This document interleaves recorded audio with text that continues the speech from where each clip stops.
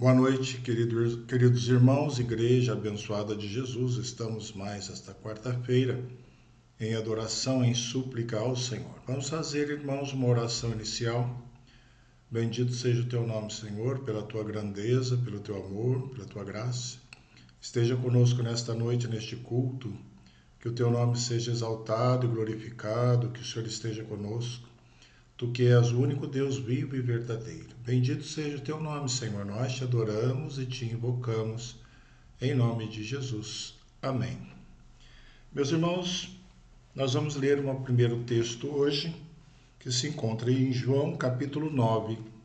Evangelho de João, capítulo 9, o texto nos diz: Caminhando Jesus viu um homem cego de nascença, e os seus discípulos perguntaram: Mestre, quem pecou, este ou seus pais, para que nascesse cego? Respondeu Jesus: Nem ele pecou, nem seus pais, mas foi para que se manifestem nele as obras de Deus. É necessário que façamos as obras daquele que me enviou, enquanto é dia. A noite vem, quando ninguém pode trabalhar. Enquanto estou no mundo, sou a luz do mundo. Dito isto, cuspiu na terra e, tendo feito lodo com a saliva, aplicou aos olhos do cego, dizendo-lhe: Vai, lava-te no tanque de Siloé, que quer dizer enviado. Ele foi, lavou-se e voltou vendo. Então os vizinhos e os que dantes o conheciam de vista como mendigo perguntavam: Não é este o que estava sentado pedindo esmolas? Uns diziam: É ele. Outros: Não, mas se parece com ele. Ele mesmo, porém, dizia: Sou eu. Perguntaram-lhe, pois, como se foram abertos os olhos? Respondeu ele: O homem chamado Jesus fez lodo, untou-me os olhos e disse-me: Vai ao tanque de Siloé e lava-te. Então fui, lavei-me e estou vendo. Até aqui, irmãos, versículo 11 deste texto de João. Louvado o nome do Senhor, que opera milagres, que nos lava, nos purifica de todo mal, de toda enfermidade e também de todo pecado. Nós vamos, irmãos, orar nesse instante, clamando para que o Senhor perdoe os nossos pecados, nos lave, nos purifique, que possamos enxergar e ver as verdades do Senhor, como este homem passou a ver. E que também o Senhor cure os enfermos, console os enlutados, abençoe os desempregados, que o Senhor mostre o teu poder sobre a tua igreja, nós que tanto precisamos da graça eterna de Jesus. Vamos orar durante alguns instantes, silenciosamente. Depois estaremos clamando ao Senhor. Ore no seu coração pelos seus pedidos e clamores e também agradecimentos diante do Senhor.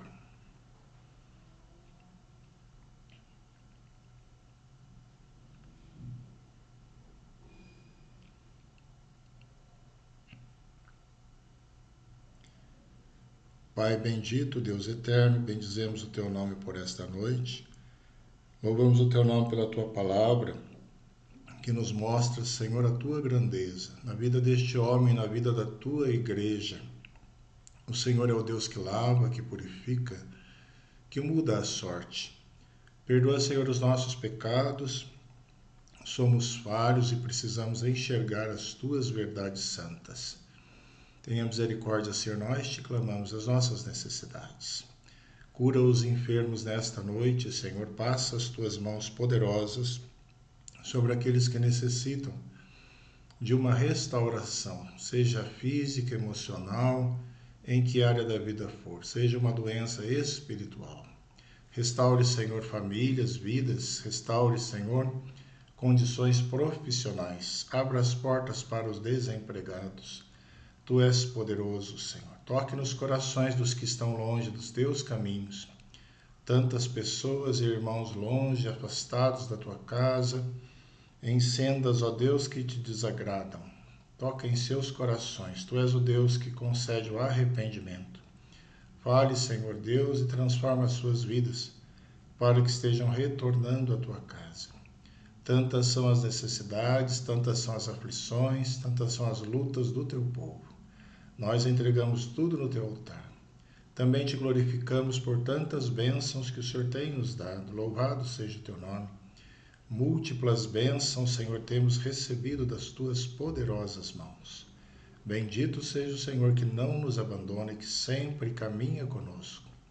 Nos abençoe nesta noite. Nos ajude nessa noite de oração, intercessão, louvor ao teu nome e estudo da tua palavra.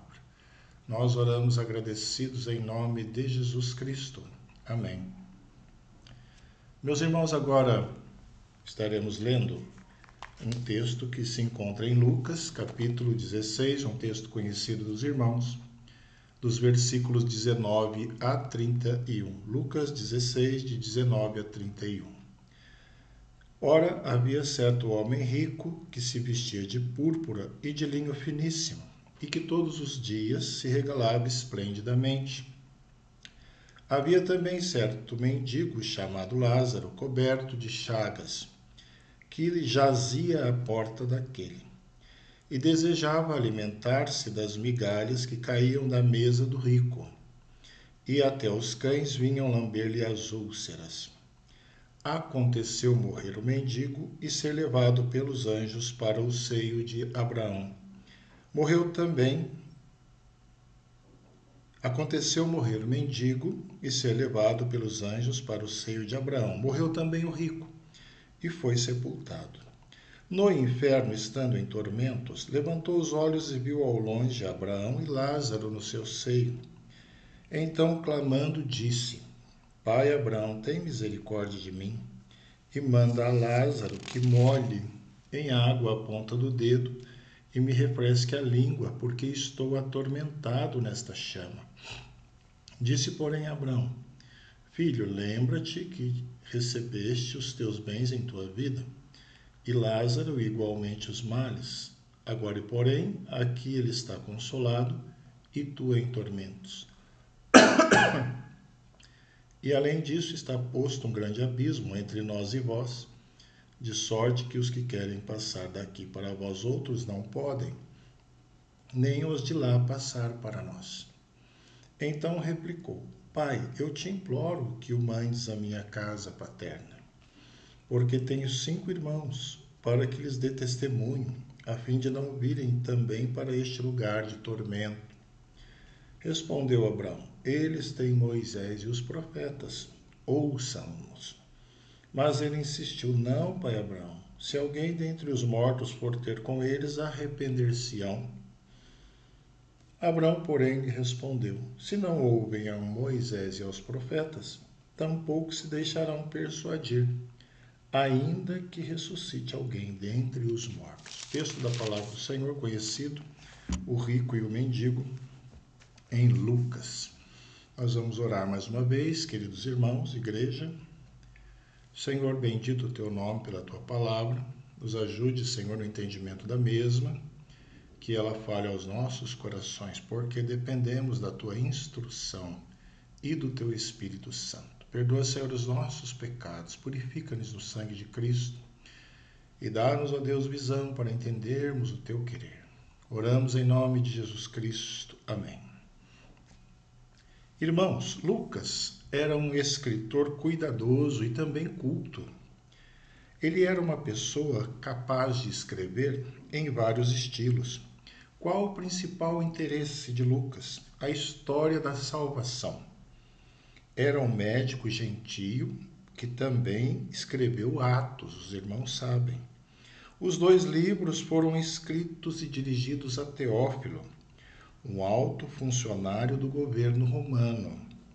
A intenção de Lucas foi registrada logo no começo, capítulo 1, versículos 3 e 4. O relato de Lucas certamente obteve êxito. Ele queria que Teófilo tivesse plena certeza das verdades nas quais ele tinha sido instruído. E ele então faz um registro fenomenal da vida de Cristo, registro de Lucas.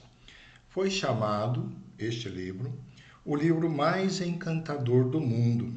Assim, Teófilo, aquele homem, teve a sua fé bem fundamentada nas verdades. E a Igreja de Cristo herdou essa preciosidade de livro. Essa parábola é registrada apenas aqui, em Lucas. São muitas as parábolas que nós temos anunciadas por Jesus. Daí que alguns cuidados precisam ser tomados no estudo das parábolas. Muita cautela no entendimento delas nós devemos ter. Nem tudo deve ser interpretado literalmente. Isso levaria a uma série de conclusões erradas. Alguns ensinos inconsistentes podem ocorrer. Então estaremos trabalhando sobre essa parábola, procurando aí trabalhar dentro dessa perspectiva com os cuidados necessários. São princípios que valem para esse trecho. Assim, meus irmãos, é preciso entender bem esta mensagem. Existe um verdadeiro propósito que foi passado. E neste relato, nós temos pelo menos duas grandes lições. Primeira lição: o status social do presente não é o critério de avaliação para a recompensa futura. Não é quem é bonito ou feio, quem é rico ou pobre, quem é de tal raça ou tal cor. Então, o status social do presente não é critério de avaliação para a recompensa futura. E o destino eterno é decidido nesta vida e jamais poderá ser revertido. A partir desse prisma, iremos meditar nesse texto. Muitas pessoas não gostam muito quando se fala de inferno, mas nós iremos trafegar por esse texto na unção do Senhor. E eu gostaria de trabalhar sobre o seguinte tema: lá no inferno não adianta mais. Lá no inferno não adianta mais. O que não adianta mais lá no inferno? Não adianta mais ver. Nós vemos no versículo 23 que este homem levantou os olhos e viu ao longe Abraão. Nós vemos aí no versículo 23, Abraão e Lázaro no seu seio. O rico não estava em situação favorável, nós sabemos disso, naquela condição ali de sofrimento. Na terra, sim, ele se vestia de púrpura e de linho, e ainda vivo, ele se regalava esplendidamente. Tinha uma vida muito boa, uma vida despreocupada. Certamente era uma pessoa arrogante e altiva. Não é tarefa fácil, irmãos, encontrar um rico humilde, mas é claro que existem exceções em todas as regras. Mas esse homem da parábola não deveria ser alguém humilde. Tanto que após a sua morte ele foi para o inferno, ele foi ali colocado. Vamos pensar nas atitudes deste homem rico. Na sua posição, como será que era o seu olhar enquanto na terra? Penso que sempre um olhar de cima para baixo, uma forma desdenhosa de enxergar as pessoas e as situações. Certamente você já conheceu alguém assim. Como ele via Lázaro que jazia à sua porta? Pense um pouco. Ou será que nem conseguiu olhar naquele mendigo? Ele era muito pobre e sujo para ser percebido. Mas nós podemos ir um pouco além nessa análise. Investido da sua presunção, o que ele via? O que esse homem via? Alguns fatos deveriam chamar a sua atenção. Talvez os eventos sociais, as festas famosas, ou quem sabe os fracassos dos concorrentes e adversários, as derrotas dos seus inimigos eram percebidas pelo seu olhar, pela sua visão. Essas sim eram situações que mereciam a sua atenção, a atenção dos seus olhos. Mas, irmãos, retornemos ao seu olhar lá no inferno. Ele levantou os olhos e viu ao longe. Um olhar que talvez nunca teve enquanto na terra. Levantar o olhar, porque ele sempre olhou de cima para baixo. E ali no inferno, um olhar que parte de uma posição submissa. Talvez foi a primeira vez que ele assim olhou, que ele olhou desta maneira. Porém, era tarde. Tarde demais para um olhar servil, Tarde demais para um olhar humilde. Lá no inferno não adianta mais. Não adianta mais ver desta forma. Lá não adianta mais. Mas, meus irmãos, podemos caminhar, entender que lá no inferno não adianta mais clamar. Veja no versículo 24. Então, clamando, disse: Pai Abraão, tem misericórdia de mim, tem misericórdia de mim. Lázaro estava aconchegado no seio de Abraão, quer dizer, em um lugar de honra, em um banquete. O rico, por sua vez, foi para o Hades, para o inferno. Palavra grega, o Hades, que significa lugar dos mortos. E naquela situação ele clamou ao pai Abraão. Vamos novamente realizar, irmãos, uma divagação. Imaginemos o comportamento do rico na terra. Você acha que ele era homem de clamar ou pedir? Será? Na sua condição, ele não foi acostumado a isso enquanto aqui na terra. Certamente, ele estava habituado a mandar, a mandar. Isso fazia parte da sua personalidade vaidosa. Até no inferno nós vemos essa atitude que emergia da sua fala. Veja como ele diz: manda que Lázaro molhe, manda que Lázaro molhe. Veja isso aí no versículo. Ele pensava que podia mandar chamar Lázaro e foi além e queria que ele cumprisse a sua ordem. Mas ali ele percebeu algo totalmente diferente. Ali ele percebeu que as coisas não aconteciam bem do seu jeito, não aconteciam mais do seu jeito, e recebeu uma resposta negativa ao seu clamor. Porém, temos que reconhecer algo interessante, ele aprofundou, e o seu clamor chegou a ser algo de implorar, e ele implorou. No versículo 27 nós vemos que ele replicou: Pai Abraão, eu te imploro, versículo 27, eu te imploro que o mandes à minha casa paterna. Que imagem interessante agora temos desse homem rico, alguém que não tinha sequer o costume de pedir. Nós vemos aqui, ele não gostava de pedir, agora não apenas pede, mas ele replica, clama e também implora, Só que tem uma coisa, irmãos, agora é tarde demais. Ele tinha que ter essa atitude aqui na terra. Aqui na terra. Enquanto estava vivo, deveria clamar. Se não obtivesse resultado, deveria suplicar. Onde ele estava, essa atitude não tinha mais efeito. Lá no inferno não adianta mais. Não adianta mais clamar desta maneira. Lá não adianta mais. Mas, irmãos, lá no inferno também não adianta mais querer. Veja o versículo 26 do texto. E além de tudo está posto um grande abismo entre nós e vós, de sorte que os que querem passar daqui para vós outros não podem, nem os de lá passar para nós. Os que querem passar para nós não podem. Existem alguns aspectos interessantes nessa conversa. Primeiro, que ela foi até certo ponto demorada. Também pelo fato de Abraão não repudiar o rico.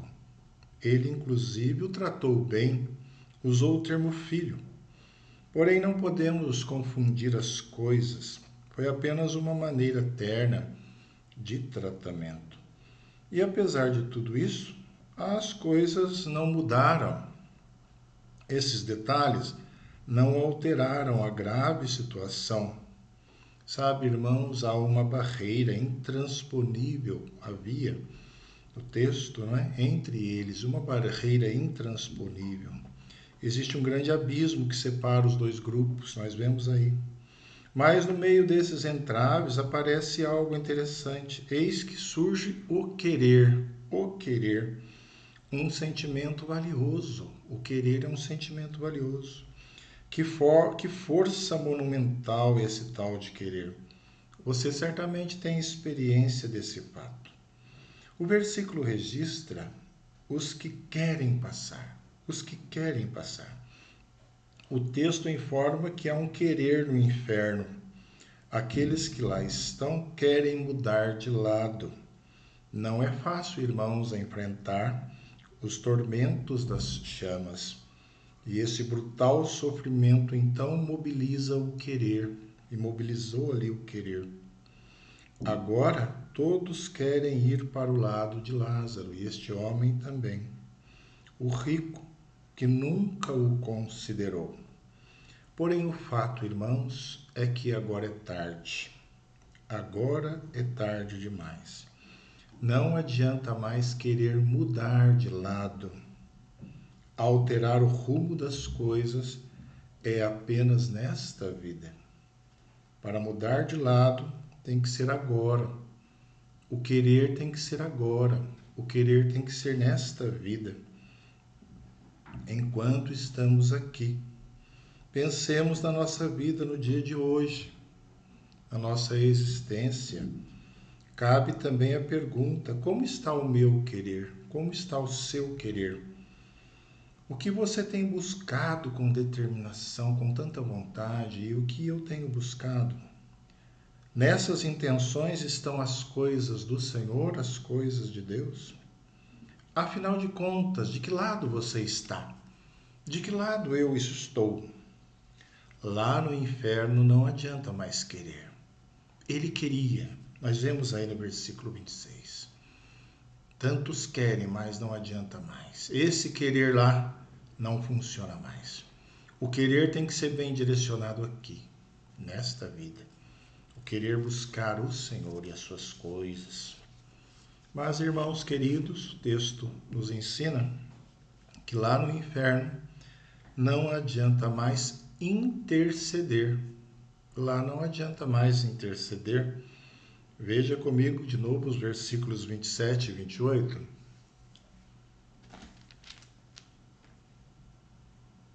Então replicou: Pai, eu te imploro que o mandes à minha casa paterna, porque tenho 5 irmãos, para que lhes dê testemunho, a fim de não virem também para este lugar de tormento. A fim de não virem também para este lugar de tormento. Até aqui o homem rico apenas pensou em si, na análise da parábola. Todos os seus pedidos foram em causa própria. Lembrou dos outros quando não viu mais solução para ele mesmo. Como o seu caso não tinha mais jeito, então ele mudou de perspectiva. Agora, finalmente, ele pensa em outras pessoas ali da sua própria casa. Ele se preocupou com a sua família, com a sua casa. E ele então intercedeu pelos seus irmãos da casa paterna.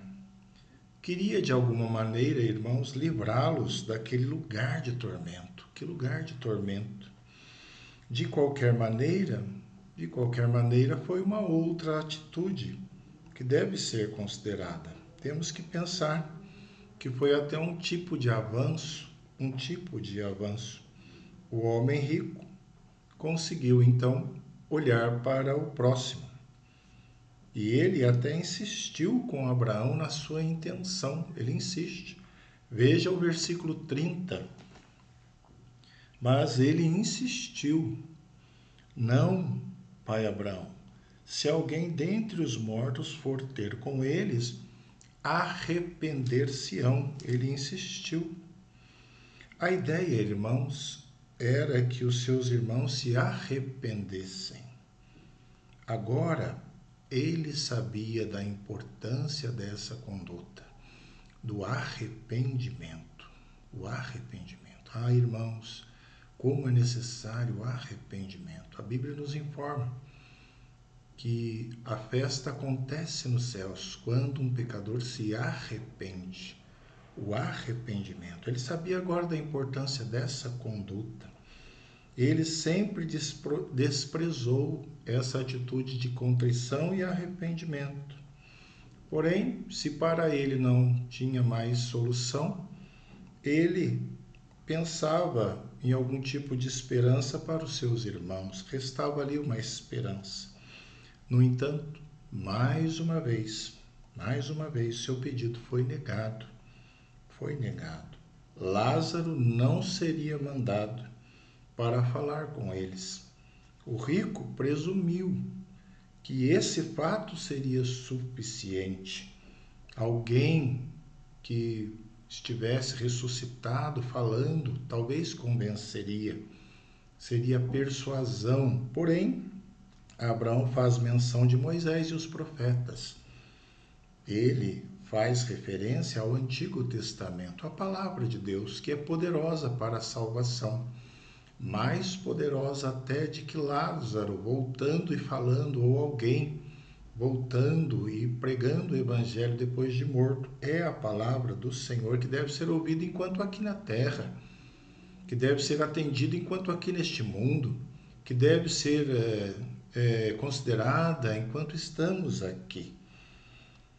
Uma referência, então, às Escrituras. Os seus familiares não estavam destituídos da palavra do Senhor, eles não estavam sem orientação.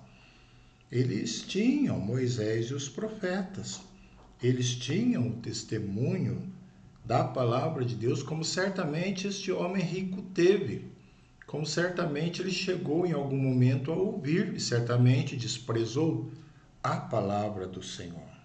E rejeitando essa graça, eles não aceitariam mais nada, mesmo que Lázaro voltasse. Se rejeitassem a Moisés e os profetas, não aceitariam mais nada. Nenhum outro modo, irmãos, funciona para a conversão, para a transformação, a não ser a palavra do Senhor. O rico estava preocupado com os seus irmãos.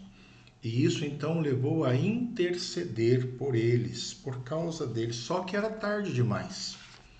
Tarde demais para interceder. Tarde demais para essa inquietude. Lá no inferno não adianta mais interceder e clamar. Lá no inferno não adianta mais pedir pela família, pelos irmãos e pelos queridos. Lá não adianta mais. Não tem mais efeito. Não funciona mais.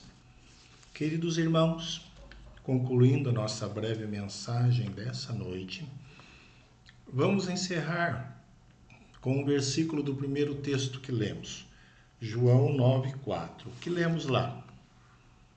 João 9,4 nos diz: é necessário que façamos as obras daquele que me enviou enquanto é dia.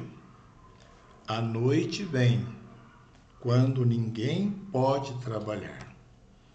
É necessário que façamos as obras daquele que me enviou enquanto é dia. A noite vem, quando ninguém mais pode trabalhar. Meus irmãos, enquanto é dia, ainda é dia, irmãos, mas a noite vem. De dia é possível, como nos diz o texto. De dia ainda há possibilidade de trabalhar, fazer algo, simbolizando então, enquanto estamos aqui, enquanto a vida é possível. Porém, de noite, será tarde demais, como vemos aqui no texto da parábola. Tarde demais para ver, tarde demais para clamar, como aquele homem que viu de uma outra maneira, que clamou de uma outra maneira que nunca tinha feito. Tarde demais para querer, que aquele homem queria agora passar para outro lado. Tarde demais, lá no inferno é tarde demais. Tarde demais para interceder, para se preocupar com os outros, com a família. Lá no inferno é tarde demais. Lá no inferno não adianta mais. Será tarde demais. Irmãos, enquanto é dia, que o Senhor nos abençoe e nos ilumine. Que enquanto é dia, possamos ver. Que enquanto é dia, possamos clamar. Que enquanto é dia, possamos querer. Que enquanto é dia, possamos interceder. Para a honra e glória do Senhor, diante da sua palavra, para que possamos assim, irmãos, honrar e glorificar o nome do Senhor e estarmos no seio de Abraão, gozando das virtudes, pela graça de Jesus Cristo, em nome do Senhor. Amém.